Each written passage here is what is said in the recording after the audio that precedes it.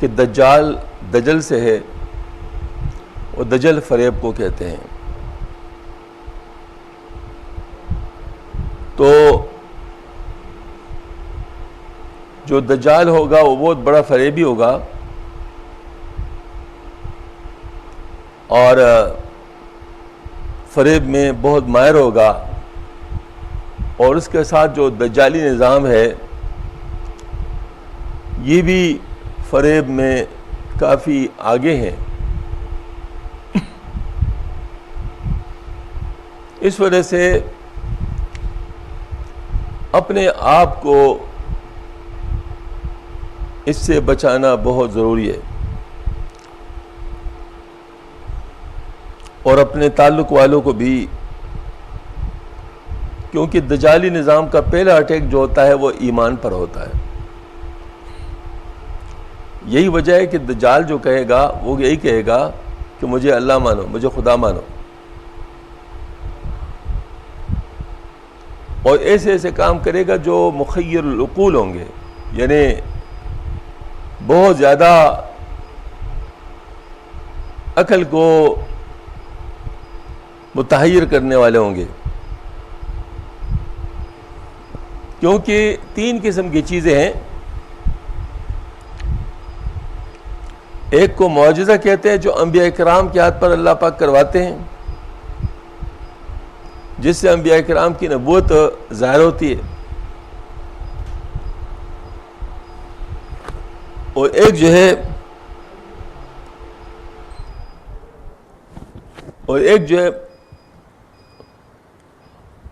ہے مطلب یہ کہ وہ انبیاء کرام کا جو ہے نا معجزہ ہوتا ہے، اور دوسرا اولیاء کرام کا کرامت ہوتا ہے، اور تیسرا جو ہے یہ استدراج کہلاتا ہے. انبیاء کرام کی جو کرامت ہے، انبیاء کرام کی جو معجزہ ہے، اس میں تو اللہ جل شانہ جو بھی اللہ پاک کروانا چاہے وہ کر سکتا ہے. تو اس تک تو عقل کی رسائی ہو ہی نہیں سکتی. یہی بات اولیاء کرام کی کرامت کی ہوتی ہے، یہ بھی اللہ تعالیٰ ہی کرتے ہیں، لہذا اس پر بھی کوئی بات نہیں ہو سکتی، کیونکہ اللہ پاک کا ہر فعل مکمل ہوتا ہے اور اللہ ہر ایک کام کر سکتا ہے. لیکن یہ جو استدراج ہے، یہ اصل میں استدراج ڈیل کو کہتے ہیں. یعنی انسان اس عارضی دنیا کی چیزوں کو جب لینے کا فیصلہ کرتا ہے تو اللہ تعالیٰ اس پر نعمتوں کے دروازے اس طرح کھول لیتے ہیں کہ ڈیل ملتی ہے، اور وہ سمجھتا ہے اور دوسرے لوگ بھی سمجھتے ہیں کہ شاید ہم لوگ کامیاب ہیں، حالانکہ وہ ان کی تباہی ہوتی ہے. اس وقت بھی اگر دیکھا جائے تو ایک دل کی آنکھ ہے اور ایک عقل کی آنکھ ہے. دل کی آنکھ کو پتہ ہوتا ہے کہ میں غلطی پر ہوں، لیکن عقل کی آنکھ سمجھتا ہے کہ میں کامیاب ہوں، دیکھو میں نے یہ کیا، میں نے یہ کیا. وہ جو ظاہری چکا چوند ہے وہ اس میں گرفتار ہو جاتا ہے، وہ ظاہری چکا چوند میں گرفتار ہو جاتا ہے، اور اس وجہ سے وہ پھر سمجھتا ہے یہ پنکھے چل سکتے ہیں، ظاہری چکا چوند میں گرفتار ہو جاتے ہیں. اور آواز آ رہی، آواز کیوں آ رہی ہے؟ تو پھر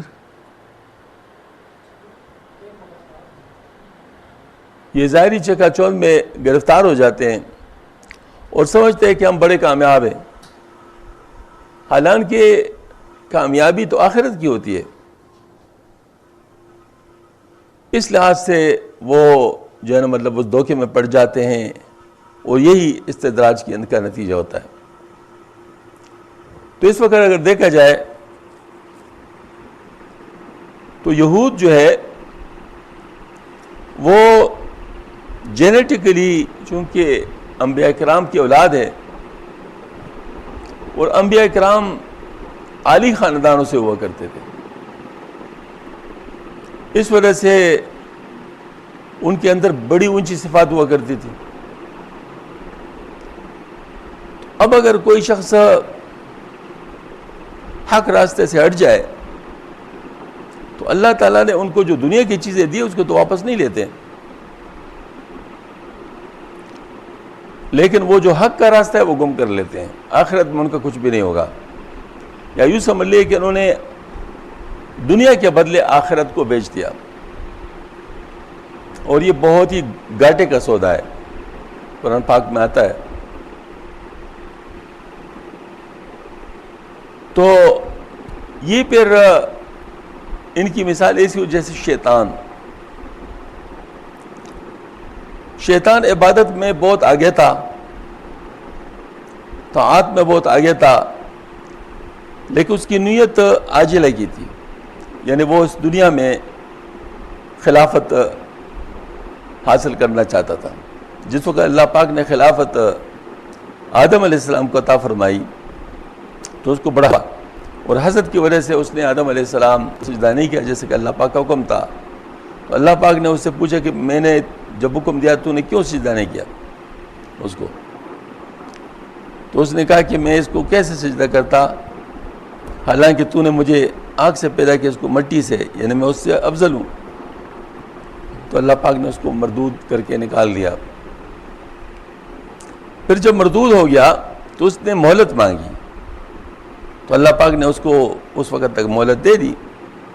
جب مہلت اس کو مل گئی تو اس نے کہا کہ اے اللہ، جن کی وجہ سے ایسا ہوا ہے، میں ان کے اولاد کے راستے میں بیٹھ جاؤں گا صراط مستقیم پر، دائیں طرف سے آؤں گا، بائیں طرف سے آؤں گا، آگے سے آؤں گا، پیچھے سے آؤں گا، ان کو تجھ تک نہیں پہنچنے دوں گا۔ تو ان میں بہت کم کو شکر گزار پائے گا، مگر وہ بعض تیرے چنے ہوئے لوگ ہوں گے، وہ مجھ سے بچ جائیں گے۔ تو اللہ پاک نے فرمایا کہ جو میرے ان کو تو گمراہ نہیں کر سکتا، اور جو تیری بات مانیں گے تو تجھ سے اور تیری متبعین سے جہنم کو بھر دوں گا۔ اب یہ بات آ گئی ہے، لہذا شیطان کو بہت زیادہ صلاحیتیں مل گئیں اس کام کے لحاظ سے، لیکن ہے سارا ظاہر اسی دنیا سے متعلق۔ آخرت تباہ ہو گیا، جو نہ ختم ہونے والی زندگی ہے وہ تباہ ہو گئی۔ اور بے شک یہ لاکھوں زندگی تھی، یا 1 سال کی، یا کروڑوں سال کی، جو بھی، بہت ہی زیادہ مختصر ہے اس کے مقابلے میں۔ تو اس کو پتہ ہے کہ میں کہاں جا رہا ہوں۔ بعین ہی اسی طریقے سے یہود نے بھی وہ جان بوجھ کر غلط راستہ اختیار کر لیا اور مغضوب علیہم بن گئے، جس کی وجہ سے اللہ تعالیٰ کے دربار میں مردود ہو گئے۔ اور اب ان کی یہ حالت ہے کہ ان پر ذلت چھا گئی ہے، اور سب سے بڑی ذلت ان پر یہ چھا گئی ہے کہ وہ ہدایت سے محروم ہو گئے، یعنی عقل جو صحیح ہے وہ اس سے محروم ہو گیا، حالانکہ اب اپنے آپ کو بڑا عقل مند کہتے ہیں۔ دو چار کی طرح اس بات کو ثابت کیا جا سکتا ہے کہ جو یعنی چھوٹی چیز کو لے لیتا ہے اور بڑی چیز کو چھوڑ دیتا ہے اس کے لیے، تو اس کو کون کہے گا عقل مند؟ ظاہر بیوقوف ہے۔ تو یہ دنیا جو بالکل چھوٹی ہے، توڑی ہے، اچھی بھی نہیں ہے، یہ اس پر کانے ہو گئے اور آخرت جیسے عظیم چیز کو چھوڑ دیا، تو یہ بہت بیوقوف ہے، لیکن اپنے آپ کو عقل مند سمجھتے ہیں۔ اب دنیا کے جو عقل ہے ان کے پاس اتنا ہے کہ پوری دنیا کو نچا رہے ہیں، اور ان کے پاس چونکہ عقل یہ والا ہے تو لہٰذا یہ دونوں طرف کافی ڈیولپ کر رہے ہیں۔ میجک میں یعنی جادو میں بھی بہت آگے ہیں، اور سائنس میں بھی بہت آگے ہیں۔ سائنس کی ترقی میں ان کا بڑا ہاتھ ہے۔ یہ آئنسٹائن جو تھا یہودی تھا، اس طریقے سے بڑے بڑے نام جو ان کے ہیں وہ یہودیوں کے ہیں. اس وقت بھی بڑے بڑے عہدوں پر جو دنیا میں ہیں وہ زیادہ تر یہودی ہیں. یہ مکر فریب کے ذریعے سے اپنے لوگوں کو آگے بڑھاتے ہیں اور دوسرے لوگوں کو پیچھے کرتے ہیں. اس طریقے سے دنیا کے معیشت پر بھی قابو کنٹرول کر لیا اور سب کچھ اپنے ہاتھ میں لے لیا ہے. تو ایسے ایسے آلات اور ایسے ایسے ذرائع انہوں نے بنا دیے جس سے لوگ کی عقل کام دینے لگے, وہ عقل جواب دینے لگے اور وہ ان کے دام میں آنے لگے. انٹرنیٹ پر جتنی خباثت ہے ان کی وجہ سے, کتابیں جہاں جہاں نکلی جا رہی, رسالے جس میں بے حیائی ہے وہ سب ان کی وجہ سے ہے. ہر جگہ